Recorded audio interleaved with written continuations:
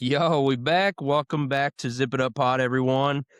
As you can see, we got ourselves our first co-host of the 2026 season. A lot of y'all might recognize him, or you might be familiar with his voice when you hear him speak in a few minutes. But today we have Blake Williams, who is a host of the Checkered Chat.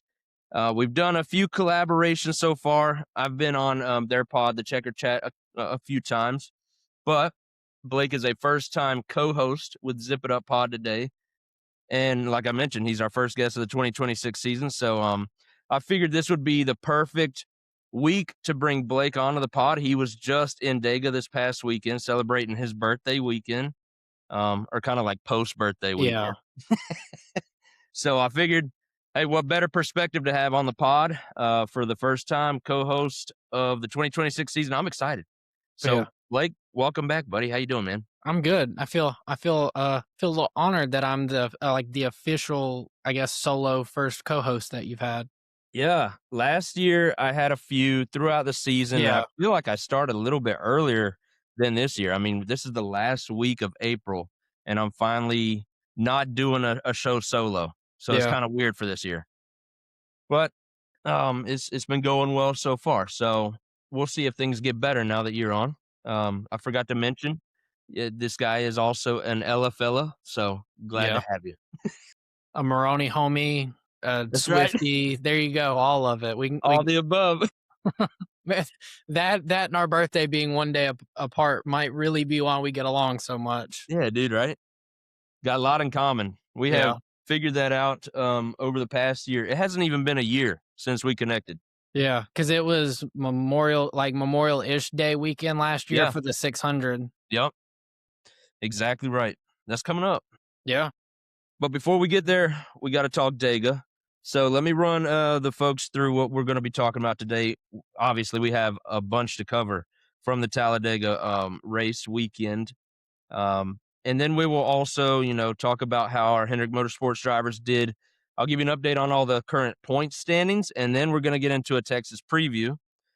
So stay tuned for that. Obviously, we're going to make our predictions at the end of the pod, and I believe we will do all three series today. So without further ado, we're going to get into it, but we got to discuss what we're drinking first. I came with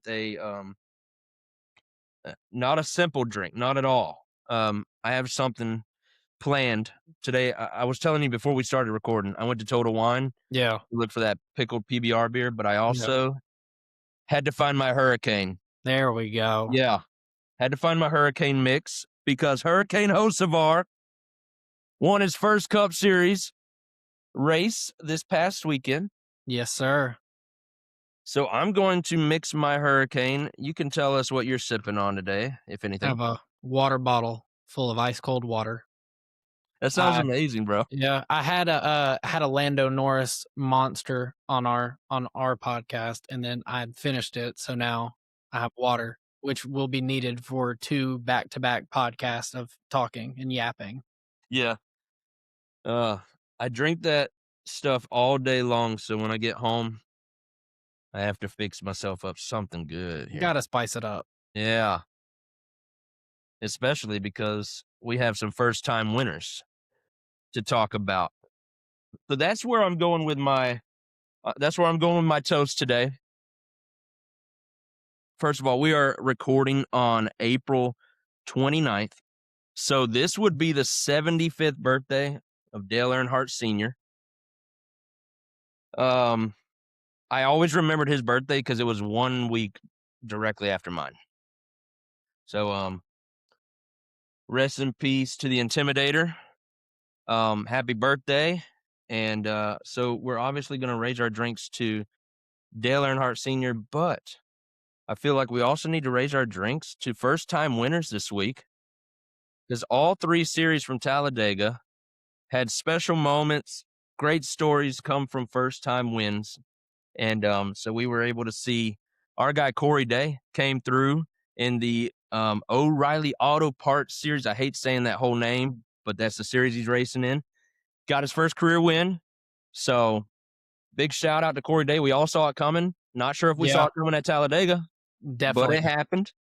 And so we're super excited for that. And then, of course, Carson Hocevar with the incredible burnout or victory lap that he did after winning. And I can't wait to hear your story from that. But, dude, let's have ourselves an episode. Cheers. And that is okay. I'd rather mix my drink, but the pre-mix selection gave saved me some time. So, all right. Well, hot topics out of Talladega. A few things I want to touch on with you, and we'll start first of all. Carson Hocevar wins his first Cup race. This is something we have seen coming for quite some time. Yeah.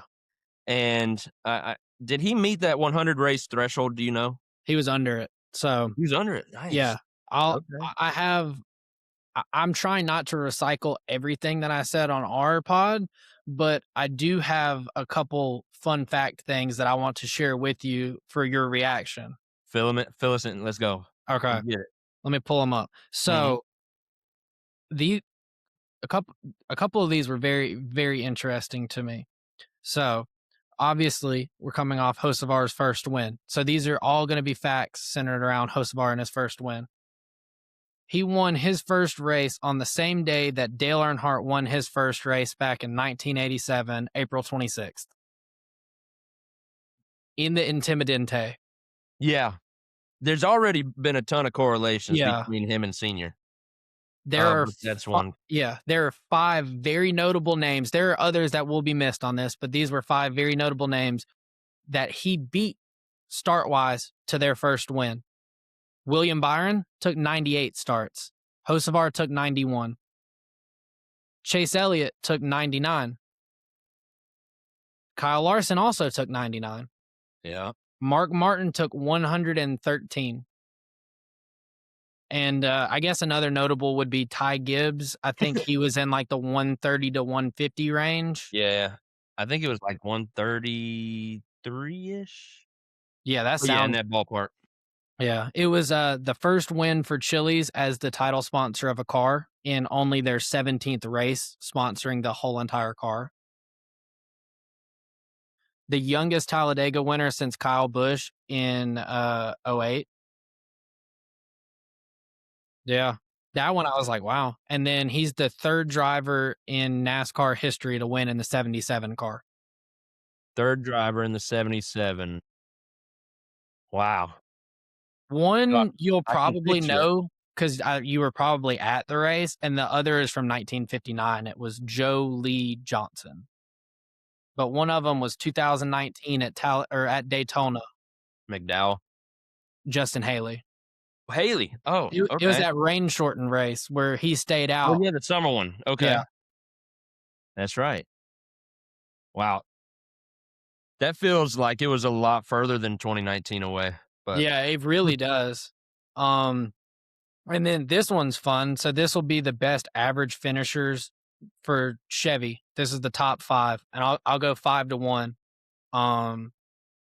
Well, give me a couple guesses as to who you think would be in the top 5 for average finishes this year, Chevy wise. this season, Yeah. man, I feel like Larson's gonna be in there. Okay. He is. Okay. I do think Chase is in there. He is. Probably no other Hendrick guys. One more. Yeah, William. Yeah. Okay. So that's 3. Well, that was a layup saying one more, but yeah. It definitely wasn't gonna be whoever's in the 48. Right. Okay, and then I guess Hocevar's gonna be in there. He is. That's 4, and I need one more. Yeah. I have someone on my mind, so we'll go with it. Suarez? Yes. Wow. So, He's having a pretty good season. yeah. So 5th is Suarez with a 16.1 average finish. 4th is Kyle Larson with a 15 average finish. 3rd is Byron with a 14.8 average finish. 2nd is Hocevar with a 14 average finish. And 1st is Chase Elliott with a 9.7 average finish. Wow, blowing them out of the water. And the only other Chevy representation other than HMS is Fire Spire. Motorsport. Yeah, In their first year with Suarez. yeah. Wow. So Spire's got 2nd and 5th on that list. Yeah. Huh. That's a good little list because we're 10 races in, so it's not like Yeah, it's a good sample size. yeah, right. That's good. You have any more facts, or was that it? Those were, let me double check. Yeah, those were it. Okay, I like that. Well, you were there in person, though. Tell us about that victory, the moment. It was it rivaled like being at the track when Junior would take the lead. Like you know how even if you were sitting next to people that maybe weren't wearing Junior merch, but they were like, "Yes." Yeah, Like it would just erupt. Man, when he won, I think most of us forgot that there was a wreck that had just happened and there was a car coming across the start finish line on fire. yeah, I mean, it was just it was crazy because that was one of the biggest Talladega crowds I feel like that I've been a part of in this generation car. And I luckily there was a guy in the row in front of us that was a big Hocevar fan wearing the Hocevar shirt, and his buddy behind him took the whole cooler and dumped ice water all on him. And I mean, it was, you could tell like he took the lead and you could hear the crowd and he won. And I mean, that place erupted. really, man, Yeah. that's amazing. I've heard that, and yeah, I don't have. I got a few moments I can relate it to. Obviously, when Junior won back in '01, that was my first race. Um, yeah, the crowd that night was insane. I could only Obviously, imagine. that would win you over. Uh, but man, I think, like you said, everyone forgot that there was a wreck happening and probably forgot who was racing where. Everybody was probably pulling for Hocevar down the stretch, right? That last Yeah. lap. Man, Yeah. that's incredible. I think it honestly, like, it rivaled, it came close to, like, Chase winning at Atlanta both times I've seen that. Yeah, Because like, obviously, Chase wins, it's gonna be popular kinda wherever you are, but in Atlanta, in Georgia, like, that's up there. That's like a junior caliber win, and, like, this wasn't super far off from that. yeah. And this is a breakthrough win. Yeah. Um, we like I said earlier, we've all seen it coming for Hocevar. It's just been a matter of time, like when he was going to get it done. And man, coming down that final stage, him being out front, like this is already one of the toughest dudes in the sport to pass. Yeah. And now he's out front of a depleted field because a lot of guys were taken out, a lot of strong Yeah. super speedway racers were taken out. But also, we have this new style of car on a super speedway track that really they don't get a lot of runs anymore. Yeah. It's not like getting a run at Atlanta. This is way different. And so, when he was out front there at the end, yeah, I figured it was just going to be very tough to beat him. He was going to have to beat himself if he was going Yeah. to lose this race, Yeah, kind of and, like like, Bubba did earlier in stage two. yeah, and, like, I looked over at Lily, who you know is a big Bowman fan. And I told her in stage 3, I was like, "I don't know." I was like, "I have a weird feeling that Bowman could really get it done today." And she was like, "No." She was like, "That's not gonna happen." And I was like, "No, but seriously." I was like, "Think about who's up front controlling this right now. It's Hocevar." And I was like, "He genuinely can win this race." But I was like, "We've seen this enough times." And I was like, "If a run materializes and he has to make a move, he will make the move." And Yeah, I was like, if that causes a wreck, if that breaks momentum, whatever, I was like, Bowman's in the catbird seat. yeah, true. Yeah. So I Well, mean, I felt good about Bowman. I like his position. Yeah. And ultimately, I mean, getting a third there has to feel like a win Yes. for him and the team. Definitely does. I mean, a top 10 would have been great for that team. So getting out of there with a podium Yeah. finish, yeah, amazing. The thing that I thought Bowman and Chase were lacking there at the end was they never did get connected one behind the other. They were always in opposite lines. Yeah. That was their biggest issue, I think. Yeah, and that surprised me because they had a late choose and Yeah. they still chose not to line up with each other. Yeah. And like live in person, I always when I'm there and there's a choose and I see where Chase picks, I'm always like, that's not the line that why did you pick that? Like, it genuinely feels like, "Hey, the bottom line's nope, we're going top." Yeah. It doesn't really gain you much track position, but it's like, "We're going there." And I'm No. like, "Oh, okay." I was and, the thing that I like I will say, I don't I do genuinely feel like that was the worst Talladega race that I have ever went to and been a part of. Yeah. Um, it did get saved a lot by your Yeah. winner, um, but I kinda live by the philosophy of, like, just because there was a really good winner and there could have been a really good finish, it doesn't necessarily save the rest of the race, like, if Yeah. you wanna objectively look at all of it, but there's just something about this car where I feel like it pulls the reins back on the drivers because I know I said this on our podcast, and I believe I said it live or driving home with Lily, but I was like, just in what world do you have two Chevys nose to tail, and one of those be Ricky Stenhouse Jr. and then Chase pushing, who historically is a very good person you want behind you, I feel like at a super speedway, and they don't make a move on the Ford in front of them. Right. Now, could they have pulled back a little bit and done manufacturer orders and helped make sure Hocevar win? You could probably make the argument, but the bottom line did have so much momentum that I didn't see a way he didn't win. Um, but it just felt weird that coming to the end, all week, we're going to have sprints in the last two stages, no pit stops. It's going to be all out racing. And then I'm like, where's the three wide? Where are the moves? Like Yeah. it felt like a big slot car. Who's going to get the momentum?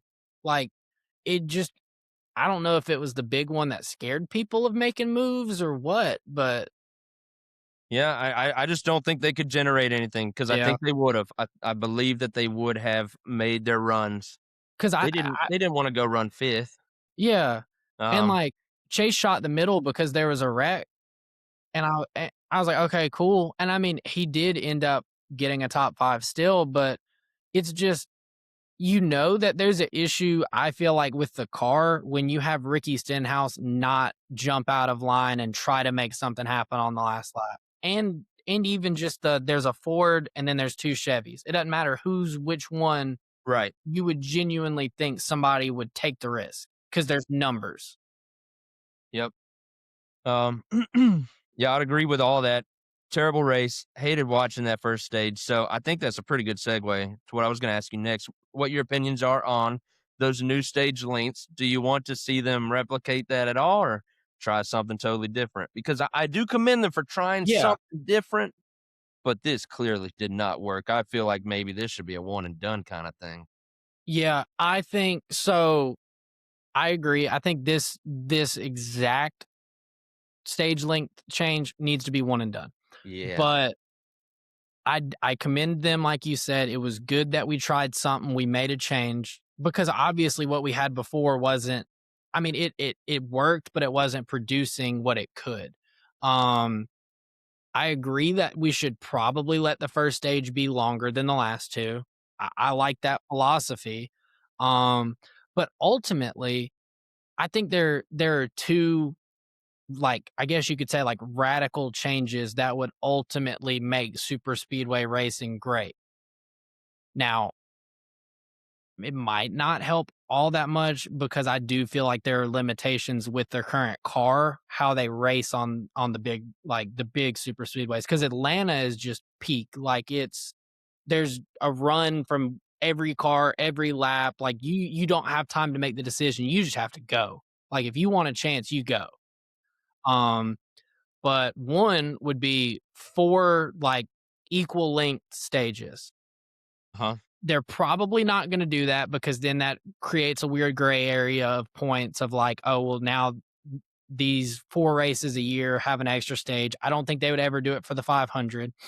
Um, but a big thing that I've been preaching, if you wanna put it that way, is in order to generate the best strategy and ultimately, I think, save the worst 2 styles of racing we currently have, which are super speedway on Daytona, Talladega, Mhm. and road courses, is leave stages, that's fine. Do not throw the caution. Do not tell everybody when you are going to pit, and put it back on the crew chiefs, the teams, the manufacturers to Yeah. then go from lap 1 to lap 188 and say, this is where we need to pit. This would be a competitive advantage. Let's ballpark it here. But if nobody else is pitting, let's go first or let's go last. Like, because then if you don't know for sure, hey, the caution's coming out at this lap. Like, we have 45 laps we have to make it in stage 2. At the end of this, we'll come back down, we'll pit, we'll put tires on, we'll do whatever. If you don't have that guaranteed, this is when we're coming in, this is when we're stopping, I think that just promotes strategy again, because you don't really have people flipping stages. That might still be like a viable option, but it puts the ball back in the team's court of like, this is how we want the race to go. This is how our race is going to go. Let's Yeah. go for it. So you're saying still awarding stage Yeah. point, but eliminating stage breaks, Yeah. right? Okay. Um, did they tried that at a They did kind that of at road recent courses, right? road course, right? Yeah. I think it was either Watkins Glen or Sonoma. I can't remember which one. And I feel like Larson might have won it. But there was never a caution. I could be Yeah. wrong on the race winner, but there was never a caution that whole race. And I feel like they kind of went away from trying that because it was, I mean, definitely wasn't a fan of that attempt Yeah. either. So that would be interesting to see how that plays out in a super speedway, maybe. Yeah. And I think my thing, like, cause now that you say that, I do remember it. And like, I don't like, I think they got scared because there was no caution and they were like, we never got to put anybody together again. Yeah, But like, I don't think that would be every road course. Like, and yeah, you're going to have less cautions on road courses because if somebody spins and goes off track, you can allow them time to collect it and come back. But I think that would also just diversify the sport, because then you could attract F1 and IndyCar fans that don't see many cautions, safety cars, whatever they consider it in their realm, and draw the correlation of like, hey, these people do our style of racing too, but then they also are crazy and go 200 miles an hour around a 2.5 mile long track. yeah, Like, um, I just feel like it would add levels, and like, yeah, sometimes it wouldn't be fun. Just like, to me, old Atlanta, I always liked it, I always respected it, but to me, fan wise, it never put on a great fun race per se, but the drivers loved it. sure. Yeah, And then I feel like you would kind of have that with road courses with, like, I think it would be a give and a take, but I think it would be something worth trying. yeah. Now, even with that stage one, um, much longer than the other two stages, and we saw them get kind of wrapped around in a single line around the entire racetrack. Yeah. How does that play out over maybe the full race though, with no car? Yeah. Does that like end up getting longer? They end up getting lapped maybe, or do you think we will get back to pack racing? Because that's what people want to see at the super speedway is some pack racing. Yeah, I think some of it falls on the car, but I think that Yeah, if you didn't allow, this is exactly when the caution will come out for sure, as long as there is no incident, that we would end up with more pack racing. I do think naturally sometimes you are going to get a one groove, one lap, or like one groove race around the track, because you go no way back to and look at, eliminate that. yeah, like you go back and look at like the peak era of NASCAR, like Jeff Gordon, Dale Jr., Dale Sr. even. There were portions of those races where they would just, They all all right, did it. saving the cars, saving fuel, Yeah, right top. right. And I do think it's more like visually appealing when that fuel saving is 3 and 4 wide. But I mean, it's the same thing in a different form. Like, Yeah, I don't think you're ever going to fully get rid of it, but if there is strategy to when everybody's going to pit and there's no guarantee, I think it would almost have to put them back in packs. They'll have to single file or go 2 lanes at one point to pit, but I don't know. It might not work. Like, if they ever did try that, like, not that they're going to listen to this podcast or me ever talk, but like, if they ever tried it, and it worked, that'd be great. And if it didn't, I mean, it's the same thing. At least you tried. Yeah, they are listening. They're trying. They're listening to the fans, and, again, I credit them for that. Um, like you said, there's no way to avoid it. They've been doing it always, and there's always gonna be single lines around the track, but, in hopes of them being able to minimalize it as best as possible, that'll work for the fans. Alright, so next topic from the weekend, Corey Day wins his first O'Reilly wait. Am I taking Justin's spot? A little bit. No, this week you'll be taking my spot because I did that multiple times and God, Justin I hate actually doing did that. not. This hurricane has not hit me that hard already. But yeah, Corey Day wins his first career race. Um, at the beginning of the season, I would not have thought he was gonna be a contender, but here we are, like, I don't even think we're 3 months in, and he's contending kind of every week, no matter where we go. And yeah, a couple weeks ago, I think everyone was starting to get a new idea about Corey Day and a new impression on him. Like, yeah, this kid is going to win this year, and he might do it a few times now. Yeah. Now that he's already got his first at Talladega, what'd you think of Corey Day? So I thought early on in the race, if it wasn't for the blocking penalties, now he did have a very strong car because this was a race where nobody worked with RCR and hurt them, which I mean, somebody had to do it at some point, and they all finally got together and I think agreed, hey, let's not help them. Like if they're gonna win, they're gonna earn it. Yeah. Um, but Hendrick engines were like the biggest cheat code of the O'Reilly's race because all the cars up front ran Hendrick engines because Haas factory team runs Hendrick engines and Creed and Mayer were up there. Mhm. Obviously, Corey Day does. All the JRM cars do. So, like, those cars were always at the front. And until that penalty, I thought this was going to be Carson Quapfel's first win because he just had a car that could run anywhere, control any line. But Corey Day was always up there. He was always in contention. And like he said after the race, he's like, I never thought that my win was going to come here of all places, Yeah.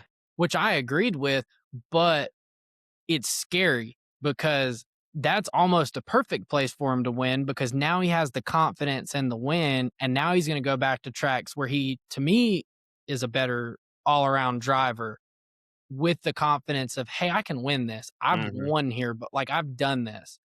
So now you go back to mile and a half, you go to short tracks, you go to places for the second time now with them. He's gonna start really competing week in and week out. And as somebody who is one of the small percentage of Bowman fans out there, this kid's scary. Yeah. Gotta be on edge a little bit, I'm pretty sure. Now, how many wins do you think he gets between, now and the end of the season for the 3. O'Reilly Auto Parts? Well, 3 including Talladega. 3, okay. I So think he'll win a mile and a half. It could come the second Vegas. It could come this weekend at Texas. I think a mile and a half is going to be good for him. Because he's going to have the data of all the other Hendrick like Cup drivers that have ran them. Because we know Larson runs really good on mile and a half, goes down, runs O'Reilly's.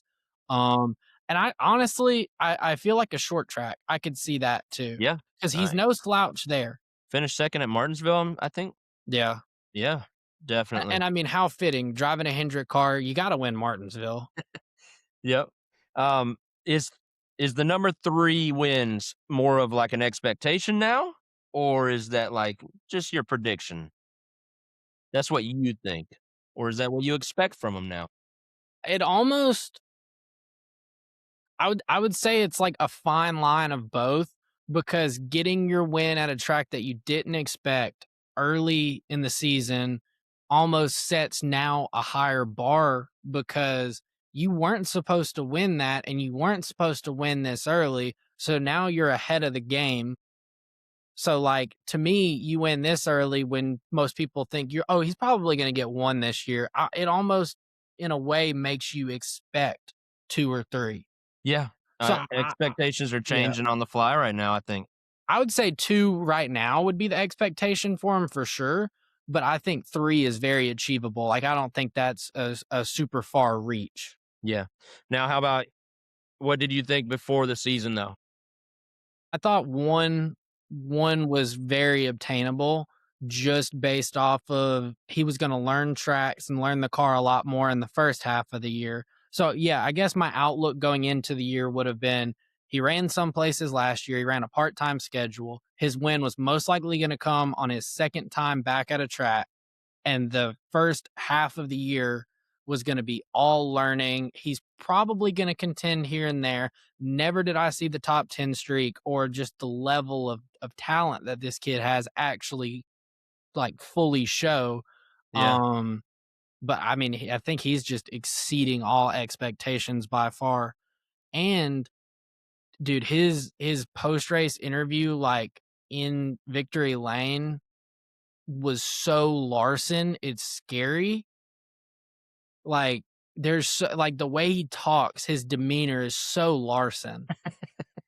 So I'm guessing you're not a fan of Corey Day. No, I am, Okay. but it's weird because, like, and I genuinely I think what made me not care for Larson that much was being a Chase fan.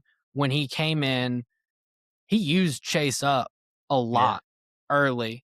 Yeah. And it was like, "Okay, dude, like, come on now, like, we're teammates, like, I'm not saying race me way cleaner than anybody else, but, like, some of this is a little borderline." Um, and I like I liked him, but I never, like, super duper cared for him before his Hendrick days, and I just think kinda I feel like and obviously, you're more of a all-around Hendrick fan, I would say, than I am. So I'd like to see what your input on this is, but I kind of feel like Hendrick shifted in a way when Larson came in to where it felt like, yeah, there's always been the 5 and 9 and the 24 and 48 or whatever order. There's always been two shops. So it always kind of felt like a house divided, but now it almost feels like a house divided in four ways. Yeah. That is an interesting take that I haven't thought about too much. But I do feel like my gut is telling me like they are definitely in a big culture shift right now. Like in the middle of it, I think. I don't think we're where we're gonna be yet. No. So we're currently seeing that process kind of happen before our eyes. Yeah. So yeah, And that's an interesting take though. and the last culture shift was very I liked it. It was very interesting because you went from Chase being the only young guy, and then you had the back half of Gordon, you had the back half of Junior, you had Casey Kane, you had Mark Martin, you had like Yeah. those guys, and then we went to like the youngest lineup in the sport and had Byron.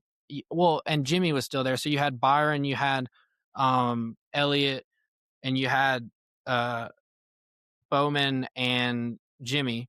Yep. The veteran. Yeah, and then when Jimmy left, or right as Jimmy was leaving, Larson came in. Hmm. So then it was like it was that weird transition period where there's always one piece leaving and one coming in, and then when it reset, it was very interesting. And then now I don't think we're at the point where we're gonna see like a total culture shift, but I do think that sooner rather than later, Bowman will end up walking away from the sport. And I think part of it is he's earned it on his own terms, and I think a lot of it will be medical. Yeah. But I think he's earned the right to walk away on his own terms as like the handpicked replacement for Dale Jr. and the break that he got and how good he has been for the team. While he might not be the most flashy, cracks off one or two wins every year, but he's been insanely consistent. You know what you're getting from the guy, and like he's been a very good driver for the organization. He definitely has. His unfortunate uh I mean, yeah, to his misfortune, he gets compared to his three teammates every single week. So, and that's tough to do. But you put him in any other equipment out there, I think I think he's a pretty great driver. Yeah, He's consistently in playoff contention. He does win races. He had that four win season a few years back. and he'll win some that you just don't see coming, like Chicago in the rain. Yeah, You might back into a few, like Hamlin said he did, but a um, win's a win. the guy has held his own, and But yeah, he's earned to go out in on his terms, like you said. and he'll be And to me one of the people that I think as a whole fan base, you'll look back 5 years after he's gone and be like, man, we didn't really appreciate what he was in the moment. Like he'll be one of the, I guess you could say, like the quote unquote forgotten drivers. And then you'll look back and be like, man, maybe if he was on a different team and he didn't get outshadowed by three teammates, yeah, maybe we would have really, I guess, respected him more. yeah, and he also kept he kept that 48 kind of alive and kept Yeah. it in victory lane because I don't think he won a single race in the 88. He won one at Chicagoland. Did No, he? two, Chicagoland and Fontana, I believe he won in the 88, and then all of the rest of his wins were 48. Okay, so yeah, the majority of his Yeah, wins are in the 48, which is not the team he took over for. right. That was the 88. But still, when he took over the number, that's when he started winning a little bit more, And he which we kinda did not see. outshined what Jimmy was able to do. Yeah, exactly. Jimmy was not able to keep that thing winning towards the end of his career. So yeah, I respect the heck out of Bowman's ability. Um, and one other thing I wanted to mention though, going back to this Corey Day win, is when Chase Elliott's top 20 streak ended earlier this season, he Yeah, won. I thought about this too. Yes, and then when Corey Day's top 10 streak ended last week, it led to his first victory. So funny how we don't have to go for those streaks anymore. Yeah, We just going for the victories, and that's working out in our favor. yeah. So yeah, just a little observation. I had a feeling you made that observation as well. I literally, like, as funny as it sounds, I was sitting there at work watching it, and he won, and I was like, "Wait a minute," and then I immediately thought of you because I was like, "This is something that we definitely, like, both would be on the same wavelength as, is, like, the correlation of the 2." Yeah, right. What'd you think of Jason Kelsey being on the pit crew? I mean, that was awesome. That Pretty was a cool. surprise because I saw that people were posting he was at the track, and I was like, "Well, he's in Hendrick stuff. Okay, maybe, Yeah, like, he's there with them." And then I'm like, "He's in a fire he suit. put He's him to part of work. the pit crew." That boy earned a paycheck apparently. I mean, he was dude, when they showed the crew running out there, you could spot him a mile away from everybody else just running out there, and I was like, "How cool is Yeah, that?" yeah, that is super cool. So he's undefeated as a pit Yeah, crew member. bring him back. Pretty dope. Yeah, right? Seriously. All right, couple other takes before we get into our race analysis, but Cletus McFarland, another big name in the sport, What almost wins the ARCA race. yeah, what could have been. Oh man, would that have been bigger than Hocevar's win? Because I even though it's It ARCA, was close. It would have been close. I think the eh reaction probably would have been just as. yeah. I think what borderline puts it where it could have been bigger would be the fact that he is not conventionally a NASCAR driver. He is more of the YouTuber that does all this wild stuff and Yeah, works on his craft over so many different, like, car types, motorsport types. He raced boats for a while. Um, if he won, the amount of people that watched the live in-car feed of him on YouTube and his 4 million subscribers, like, that could have been a very, and I think he will win if he keeps doing ARCA, but I think when that day comes, that'll be a big day for the sport because the outside eye that is now locked more in because they're like, "Whoa, he won. Let me deep dive this." Like the usual, you kind of get into some, and then if you get hooked, you're all in. right. Um, had he won that race, do you think he should have been allowed to race in the O'Reilly race at Dega? Had he been an ARCA winner at Dega? What's your take on that one? So yes, but I don't think the same weekend. I don't think you just say, "Oh, hey, Like he later. just won." Yeah, but, like, I think the next time you go around, you look at him a little different because you're like, you watched it and it wasn't that he was one of the few cars left with a good car. Like, he was making moves. He was learning how to control the lines. Like, he didn't really look like a fish out of water. Now, the bad block that cost him, I think, does go to his inexperience and his learning, but I think you look at him a little different and you're more likely to get him approved for an Atlanta, for a Talladega, for a big track next go Yeah. round. And maybe this second was good enough to Yeah, to help, whoever's making those decisions. yeah. Maybe I'm sure that they are watching that. This is going on his resume, and even though he didn't have the win to put on his resume, he was definitely there. Could have been his, and they'll remember that. I think a big thing that they could do as like as a heat test for him to see if he's ready, let him do Atlanta. And if he doesn't cause a wreck and if he just finishes the race and he learns, he doesn't cause a wreck, he doesn't mess anybody up, I think that's a good like test to then go for, yeah, he can run a Daytona and Talladega, because you get a very, very similar style as it, but you can't think, you have to just instinct. So then you know what his instincts are, if Yeah, that makes sense. yeah, right. Badly needed on super speedway racing. All right, good. Last thing I got for you. Got a question. I'm gonna call this segment "First Take, Worst Take." So Okay. Stephen A. Smith, he came out, I think this past week, and said that NASCAR drivers are not athletes. And so, of course, we're like a reactionary podcast. I want to get your thoughts. Do you believe NASCAR drivers are athletes? So we did something similar on ours. Did you? So yeah, so I I might be towing a line here that gets me roasted. Um, they are athletes, but you look across different sports, everybody that plays a professional sports is an athlete in their own right. They're athletic in different ways because, um, let's say you like basketball. Let's say we Carl Anthony Towns.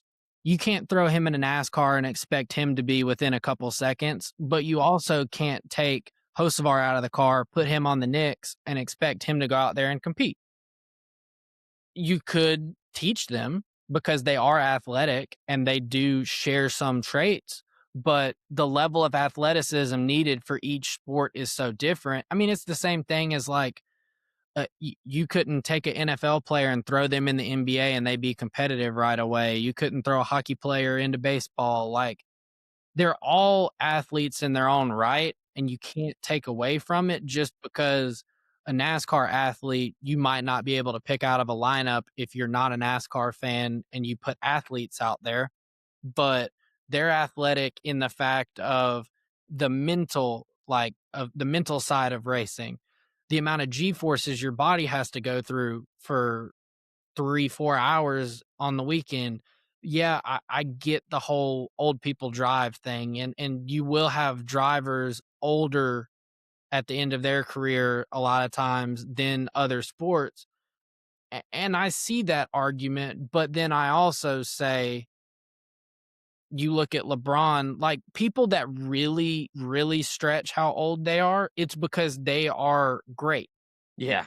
And it's not easy to go out and run a car off in the corner at a speed that is just wildly unsafe to your brain and to everything. Like, everything is telling you hit the brakes, like slow down, but you're holding it and you sit, the G's hit, like everything. Like, they are athletes, but they might not be athletes in the same way you would think of like a stick and ball sport.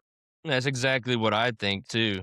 I mean, they're incredibly gifted and they're excellent at their craft.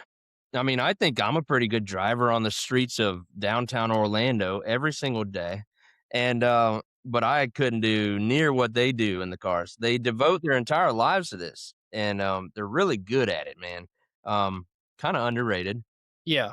So yes, I think they're athletes.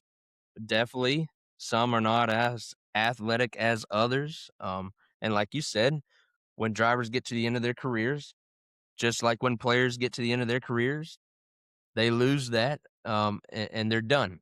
And yeah, LeBron is a special specimen right now. It's incredible what he's doing for as long Yeah. as he's done. I saw today that he's been in the league longer than he's not been in the league. Yeah. Pretty wild. Yeah, and I mean, Um, he's one of those athletes to me that's like Tom Brady, where I've never liked them, but I've always been able to respect and appreciate. I mean, it's like the to same. me, like I never, and I had this conversation with Lily Sunday. Until now, I've never really liked or came around to like Brad and to Kyle Busch, Yeah, but how long they've been in the sport just makes them grow on you and respect it, and they've kinda turned to where I like them a little more now, like, I actually like, I own merch of Brad, and I never young me would have never expected that, um, yeah, but it's also for me, those are, like, 2 of the last of my childhood drivers still out there, so you're, like, holding on because that inner kid in you still remembers the M&M's 18, the Blue Deuce, like, all the great stuff they did in the late 2000s, early 2010s, and, yeah, they might be washed and old now, but, like, part of you still see it in them because you remember it. yeah. Well, you probably knew where I was going with my take. I mean, I think Joey Chestnut's a great athlete, dude. One Right. day out of the year. Yeah. I Um, mean, yeah, could golfers, they're not athletic, but they're really good athletes in their sport, you know? yeah. Um, it's a bunch of athletes that are not athletic. That's my take. So, I would love to know if Stephen A. thinks Joey Chestnut's an athlete, though, after Well, his you know he would say NASCAR take. no. Yeah, he couldn't now. But I He also might know. just because how he is, though. Yeah, right, exactly. So, and I've watched him obviously because the, that's the career that I wanna get into, Yeah. sportscasting. So, I watched Stephen A. and listened to him. It's one of my favorites because he says what he means, and he means what he says, and he's really good at it. Yeah. When he makes his points, I mean, you're captivated. You're watching that TV, and, yeah, all his social clips are excellent. Like, that's I would love to be in his spot one day, Yeah. but I don't feel that strongly about everybody in the industry. Like Nick Wright, I think he says stuff just for clicks. Yeah. I don't feel like Stephen A. does, though. I mean, No. this guy And backs up Stephen what he A, says. like, he toes the line perfectly of, like, he will say some off the wall stuff, but he does ultimately believe it. Like, he's He's still gonna gonna give you a reason why. actions, but he backs it up. It's not Yeah, yeah. I hear you. Well, all right. I'll do a lot of the talking now, I think, to get us through this next section because I'm gonna give us a little analysis of the and as I go through, we'll talk about the Dega race for each of our individual drivers. If you want to add a little something at the end, like a little summary or recap of their race, feel free. But we'll start with our best finisher and work to our worst finisher. So that means Alex Bowman is first, and so Bowman started 20th. Now qualifying was rained out, but due to the algorithm, Bowman started 20th, and he didn't score stage points in stage one, but stage two he did finish eighth, and then he went on to finish third in the race. So this was one of those badly needed top tens, top five finishes. It was just good to see him in the mix, like the last half of the race, stage two and stage three, when all those big dogs got taken out. Bowman and Chase ended up towards the front, and they stayed there. They were in the mix, just unfortunately didn't get the run. And we kind of heard your thoughts on Bowman's race. You want to add any like cherry on top? It was just I think it was a run that was well needed. Definitely. Like, if that's even though they might not have made up the amount of points they wanted to out of the race weekend, you did score stage points, you inherited good track position, you were able to keep it. There were no hiccups that took you out of it. Like, it was a good, quiet third place finish that I think could bring momentum to carry them into better tracks for that suit them, I think. Right. And as you mentioned, the host of our win increases his confidence. This third place finish for the 48 car increases their confidence for that entire team. They desperately needed that. Next up was Chase Elliott. Now he started eighth, and then no stage points to stage one, but stage two he finished ninth, and then went on to finish fourth for the race. So to me, this was just a good points day. He stayed out of trouble, which he does pretty good at in the super speedway races, to be honest with you. Like, yeah, there's been some heartbreakers and there's been some stingers late in the races, but for the most part, he does a good job getting through the stuff. And I mean, that big crash, really hard to miss. Took out tons of dudes. So I was glad to see our 9 car get through there. Ultimately, that resulted in good points day for us. What'd you think of his day overall? I think the most underrated part of his racecraft is his wreck avoidance. Yeah, I think you Like, might be right. because, yeah, we all know he's a winner and a champion and what he's capable of, but you go back and watch his in-car, like, of some of these big wrecks where you just don't know how, and, like, yeah, sometimes it's luck, and you do have to have luck involved to get through, but you listen to his throttle and watch his inputs, like, there is a lot of skill behind how he makes it through those. Yeah, agreed with that. William Byron, he started 7th and then didn't score any stage points all day. He was collected in that accident towards the beginning of stage 2, so went on to finish 35th. And to me, this is just he's been in a rough stretch right now. So he finished 30th a couple weeks ago at Bristol. Last week he finished 7th, but that really wasn't where they were running all day at Kansas. And then this week, super speedway, you're like, all right, this is where they're going to get back on track. And they go out and don't have hardly any points to show for a 35th place finish. So what do you make of the 24's kind of rough stretch that they're in right now? So, I had a hot take at the beginning of the year because we like to, well, I believe it was part of it, and I know I've mentioned it at some point, but and this is where I might get a little hate from the Zip It Up fans. None over here.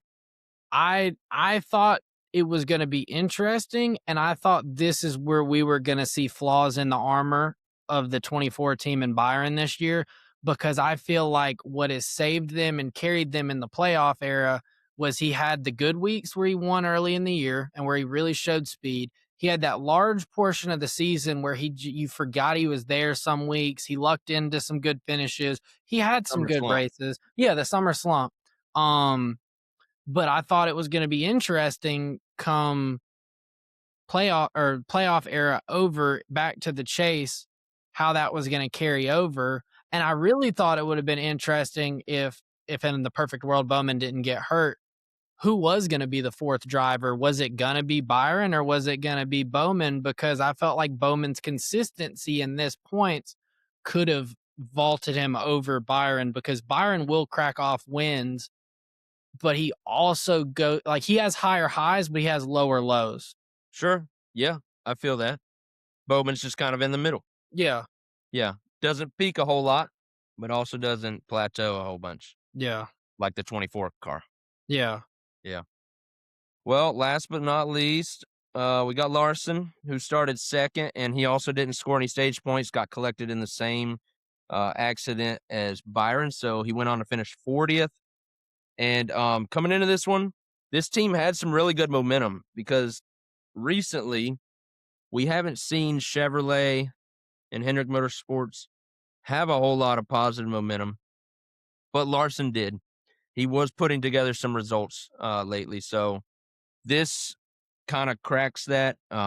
Hopefully, it doesn't halt all that momentum, but we'll see. This is a super speedway after all, and it's Larson who usually doesn't do well on here.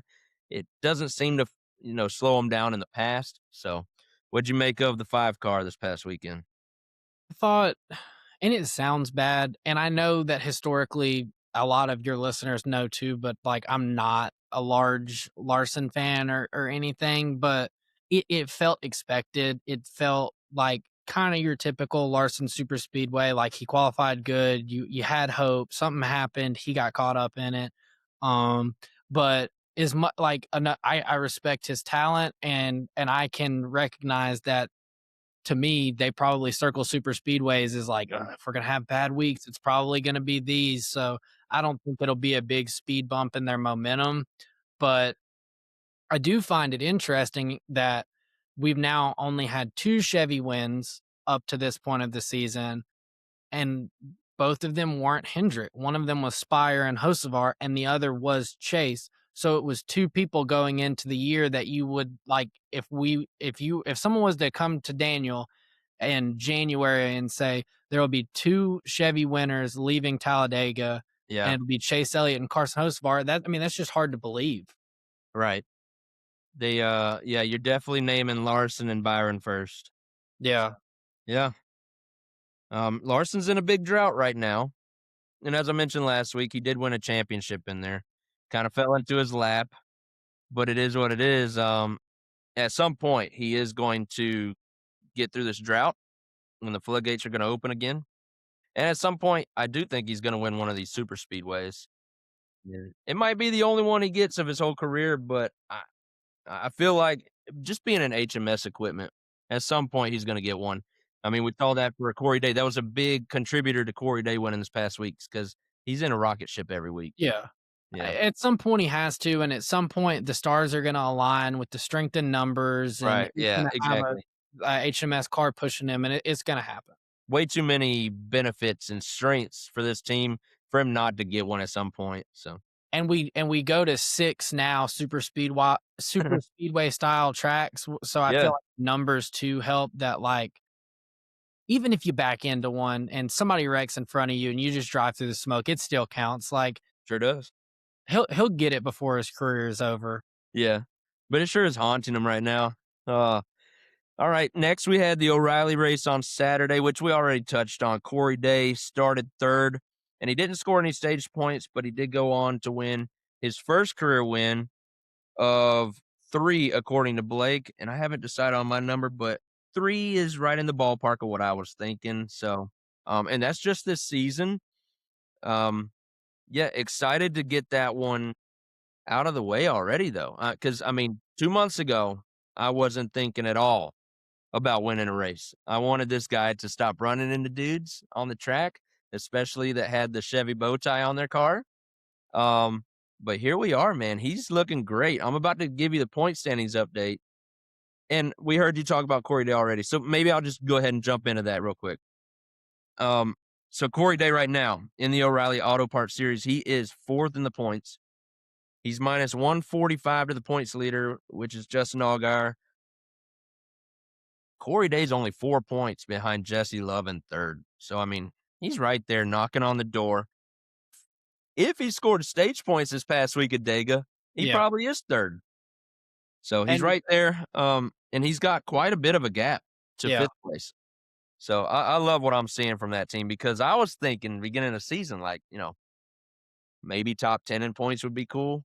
Like, just squeak in the chase, and that's a win. Yeah. Yeah, My expectations were not high at all. I just want him to come in and learn. But this kid is contending and learning at the same time. yeah, And like you said earlier, scary is a great word. Scary day, Corey yeah. Day. And, I mean, he's outrunning albeit last year's champion kinda had the golden ticket handed to him, but he's outrunning last year's champion on a week in, week out basis, it feels like right now.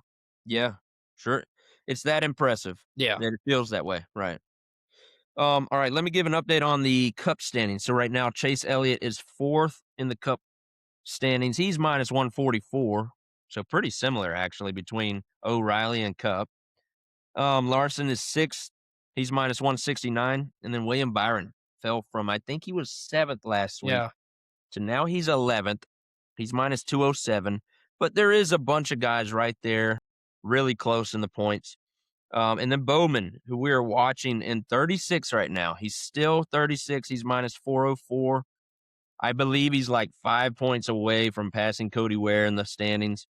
But the big number we're watching is he's minus 146 to that 16th and final chase position, which last week it was in the 160s. So we were figuring he needs about 10 and a half points per race from here on out. And he made up close to 20 points this past week.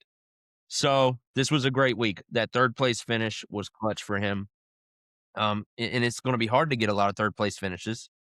But if he can go out and score stage points and still knock off top 10s, you're going to make up that 10 and a half points per week.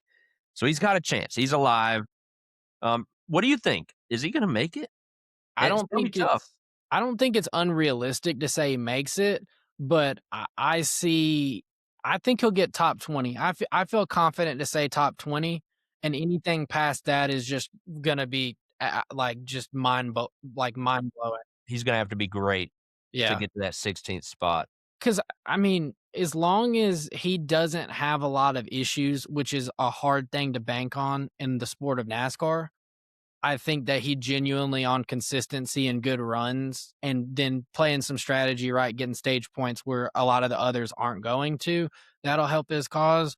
Um, but I think a top 20 in points is a win, missing four races, I believe it was, in an era now where that matters a lot more than, like, the last playoff era where, like, Chase breaks a leg, goes out, and still makes well, no, he didn't make the playoffs that year, or he was a first round exit or something. Like, it was very underwhelming. Yeah, it was kinda Um, forgotten by us, wasn't it? yeah, and then, like, you had Kyle Busch break a leg in a Xfinity race at the beginning of the year, miss Yeah, half the season, come back and win a championship. championships. Yep, Yeah. So, like, it's a lot harder in this era to bounce back, right. but top 20 is a win, and if he makes the chase, I mean, that's proof of what that driver is capable of. Yeah, that would be wildly impressive and might be worth keeping his job for. Yeah. We'll see. All right. Let me go ahead and we'll get into our Texas preview. Now, I'm gonna ramble off a lot of stats, so take a moment to gather your thoughts because in a moment we will be making our predictions and then we'll get out of here.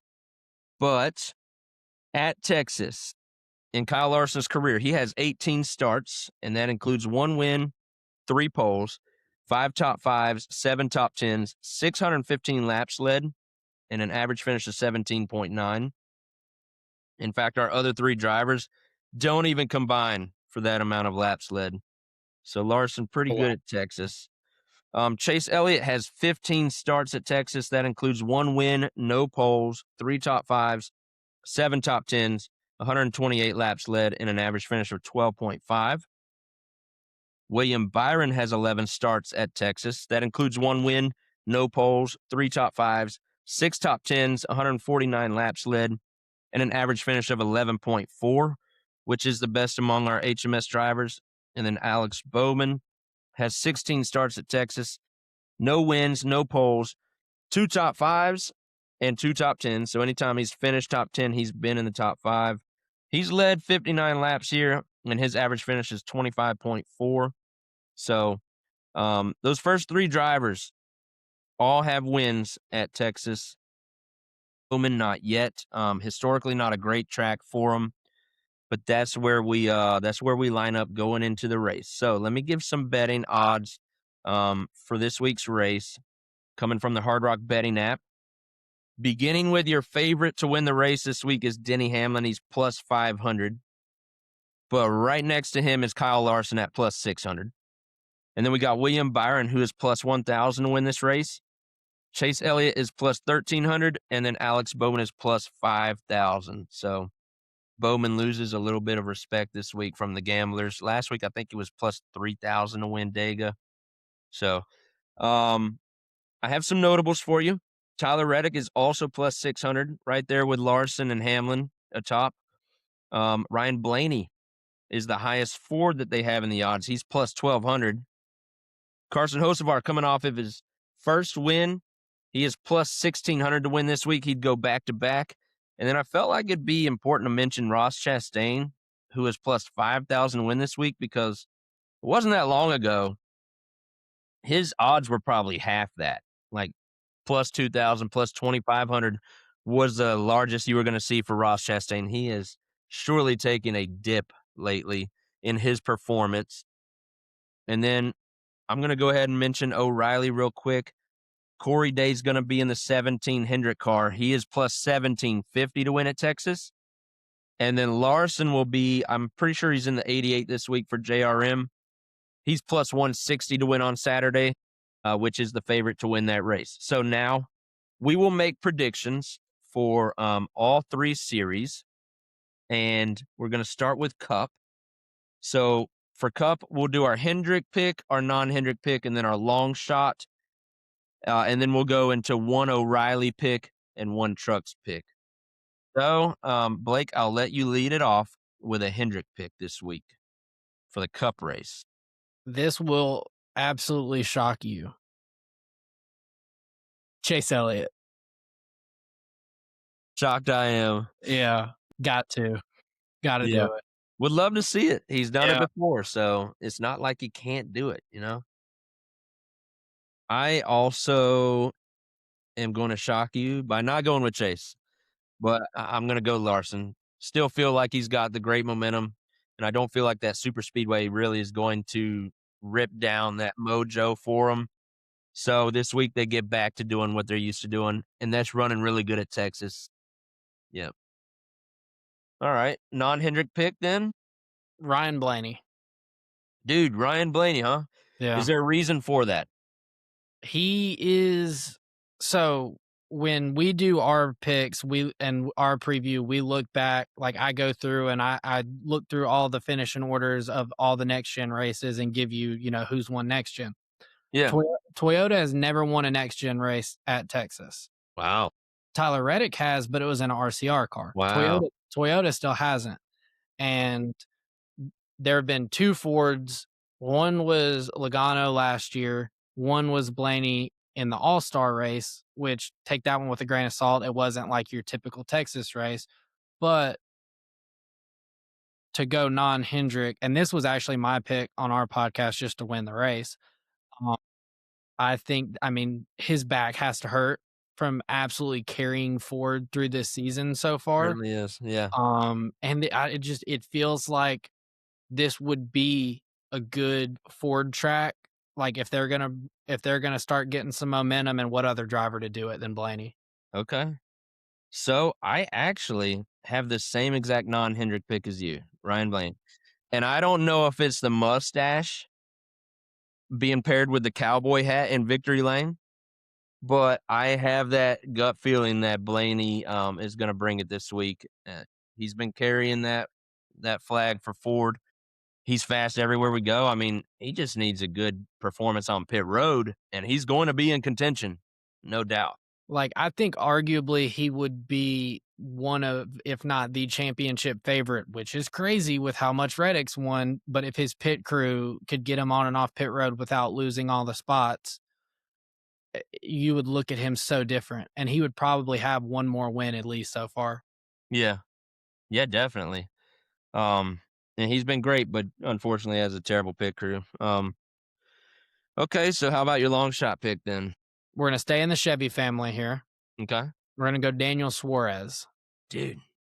Wow. Okay, is that because of consistency here? And obviously, you don't think he's going to win the race, but he's like the He best wouldn't chance shock at me. surprising you, maybe. Yeah, because the high that Spire is going to be riding on 1 week removed from their second win ever. Suarez, who I think is not going to get the credit he deserves for how fast Spire has just hit that next tier in the Chevy rankings and is really right behind Hendrick. I don't think Suarez is going to get the recognition he deserves for what he's brought over there and the obvious uptick in performance since his arrival. And it just really wouldn't shock me if he was able somehow, some way. Now I don't think he'll go out and dominate it, No, but I right? think he'll be up front. He runs up front a lot more this year, and if just the right situation happened, he would not shock me as a long shot. Yeah. Okay. So for my long shot pick this week, and let me preface this, is that Texas feels like one of those tracks where it's not going to be a long shot at Yeah, all. Um, I feel like we know, probably 8 drivers this week are going in there and have a chance to win this race. So if I had to pick someone outside of that top tier, I'm going to go with one of Suarez's teammates coming off of the win because it would make a lot of sense. This guy wears the cowboy hat a lot of times at the track, so might as well wear it in victory lane, and would be sick if he went back to back after yeah. winning his first race.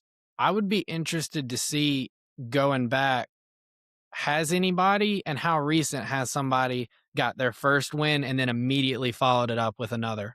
That would be interesting. We need to do that homework then, Yeah. because that would It feels like it would be incredible, Yeah. but it also feels like maybe that's happened before and we just don't remember it. I don't know. That that took Yeah. a special driver to do that, Yeah. whoever it was. It was probably Jimmy, maybe Jeff. Yeah, right. Um, all right, so let's make our one pick in the O'Reilly series.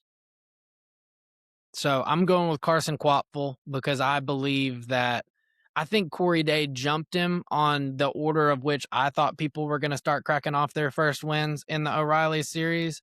So now I definitely think he's your clear cut. Like this guy is going to win and he's going to win soon. But that would take a special drive considering who's going to be in the 88 this week. Yeah, right. Are these the picks that you made on your pod? Yeah. All right, perfect. Good. I'm glad you believe in it. Um, and as much as I want to do the same thing I did with Hocevar and go with Corey Day this past week, I think Lars is going to have something to say about that. Yeah. He's going to have a tough task. So yeah, I'm going to go with Larson at Texas on Saturday. I'm also excited to see now that Corey Day has the confidence. I want to see him right there, like not really banging doors, but door to door close racing with Larson and Would see if love he to see can it. beat him. See if he can hold his own I at a think he great can. track. You think so? Yeah, I think he's proven it. Like I would love you to see remember that. back to Vegas, I feel like he was hanging in there. Yeah, I'll take it. All right. So who's your pick in trucks then? So I'm gonna go out on a limb and I'm gonna say this is the weekend that Ram gets their first win coming back into the sport and that Parker Kligerman is gonna win the truck race. I would absolutely He's love to way see down it. there in the odds though. It's sneaky though, Put because some money on him yeah, because if it happens, that's a good paycheck right there. yeah, and I will 100% be pre-ordering a Parker Kligerman win shirt. All right. What truck is he driving this week? Do you He'll know? be the 25, so they're like all-star open truck. Right. Okay. Gotcha. All right. Just for the heck of it, I'll go with Ross. I got to Yeah, show some belief in this guy, and he might need it in order to help him on Sundays. He might need that reminder that he can drive. So, I would love to see Ross win more than Kyle Busch, who is the favorite to win the race this week. All right, that's our picks then. Let's see. I'll just give the schedule to everybody, and then that's going to wrap up our episode. So, the weekend at Texas begins on Friday night. Trucks race at 8:00. That will be on FS1. And then O'Reilly races on Saturday at 3:30 on the CW. And Cup will wrap up the weekend on Sunday at 3:30 on FS1. And that's our week at Texas. Blake, loved having you join us as a co-host. And we'll do this again sometime. I know we had mentioned maybe doing it when Chase wins. But I figured great coming off of our birthday weeks. Dega happened for you. Super excited that went down, especially the way that it all played out yeah. too. Wish I could have been there with you. I had major FOMO for sure. If I could have planned out my weekend like the perfect weekend, it would have been Sanford Stadium on Saturday night, live between the hedges. Gosh, I would have given anything to be there. And then Sunday, make that trek over with you to Talladega. That would have been a sick weekend. But we will plan on doing something very sick in July when Atlanta race comes back around, race number 2 of the season. In fact, my wife just asked me like 2 days ago what our plans are. And so I'm pretty sure we'll just take Friday off. I And also we'll, have requested Friday off, so as yeah, long as all mine go through, I'll be off Friday through Sunday. bet. So we'll get a bunch of NASCAR time together for sure. That's the plan anyway. But yeah, man, that's all I got for you. I do want you to plug your pod though, because y'all have already recorded your episode for this week, and it's one of my must listens. Y'all drop on Friday mornings, right? Yeah, I believe it's like 7 or 8 in the morning Friday when we drop. Usually right when I get my breakfast on Friday morning, that's when I'm downloading y'all's episode and listening. So, I want you to plug your podcast for my listeners so that they can go listen to y'all. Okay. So our podcast, the one that I co-host, is called the Checkered Chat. It is hosted by me and Justin. Um, if you like Zip It Up, I think you would like it just based on the fact I feel like we bring a lot of the same energy, but we just go different directions. If you like watching the whole weekend, or you just want to hear the recaps of the trucks, the O'Reilly races, some of the storylines. I mean, we'll get goofy. We'll go down rabbit holes, conspiracy theories, all that kind of stuff. Like if it, we'll get off of NASCAR too so Yeah. yeah, like if you can put up with a little bit of ADHD with podcast mics, Checkered Chat. There you go. I, um, I love everything about y'all's podcast because I obviously do not pay attention much on Friday and Saturday races. So when I get to listen to y'all's podcast, y'all give such a great breakdown and such a great recap of the race.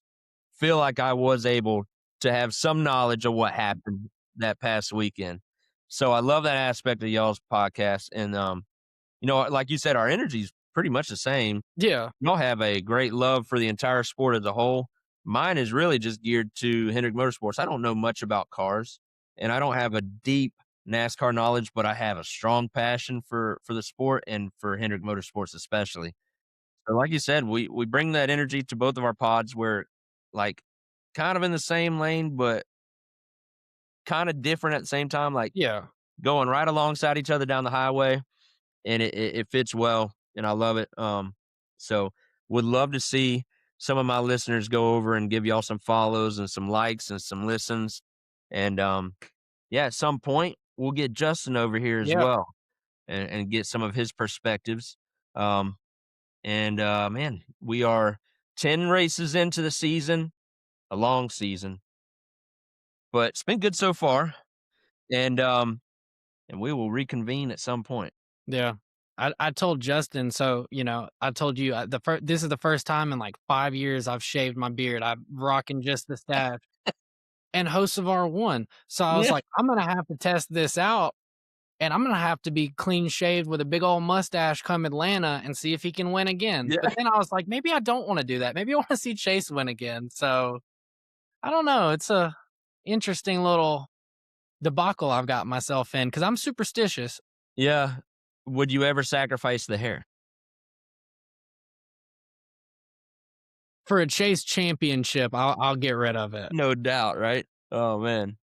I'd shave my head yesterday if I knew he was gonna win the championship because of it. Yeah. Yeah, I'm not sha I shaved my face, like, 2 years ago, and god, I hated myself, so we back to it. Never getting rid of the beard. Oh, alright.